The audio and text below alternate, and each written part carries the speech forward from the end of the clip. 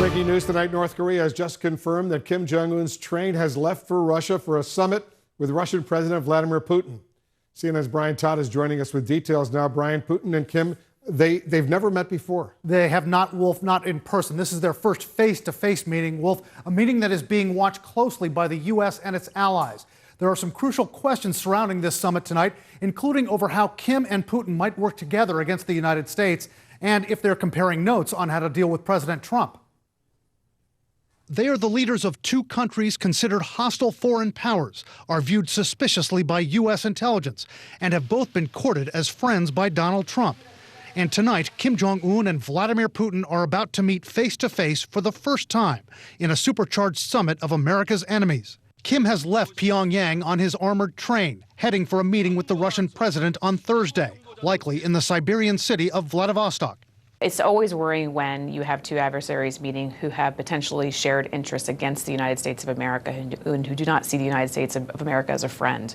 The Kim dynasty has a long-standing relationship with the Kremlin, forged at the height of the Cold War, an era that Putin has been desperate to recapture.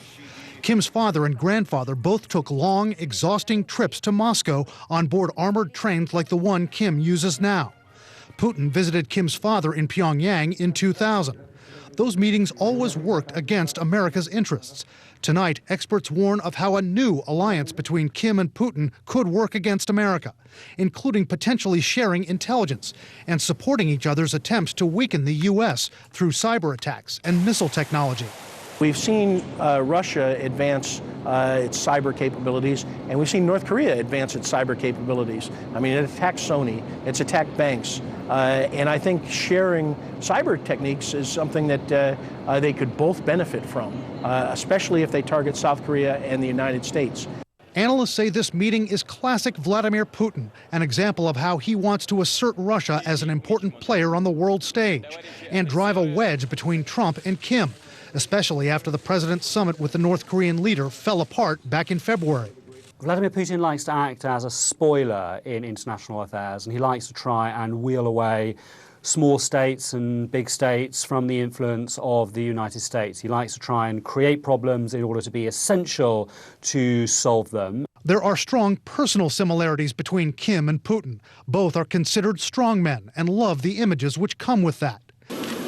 Experts say the former KGB lieutenant colonel in the Kremlin is a master at manipulation and that he's tried to manipulate Donald Trump. Kim's done that as well, they say, and the two leaders could compare notes on how to work the American president to get what they want. Analysts also believe this meeting could be seen as a slap at Trump, or at least a signal.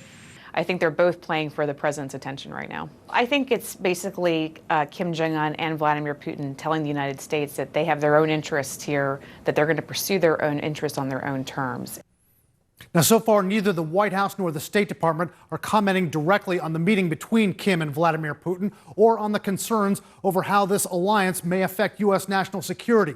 Analysts have their own words of caution for Kim in that regard. They say if Kim's diplomatic dance with President Trump breaks down and if Kim returns to a hostile posture toward the United States, he likely won't be able to count on Vladimir Putin to back him up when he comes under serious pressure, except on occasion, maybe to help Kim evade some sanctions. Wolf? All right, very important development. Thanks very much, Brian. We'll watch this story unfold in the coming days.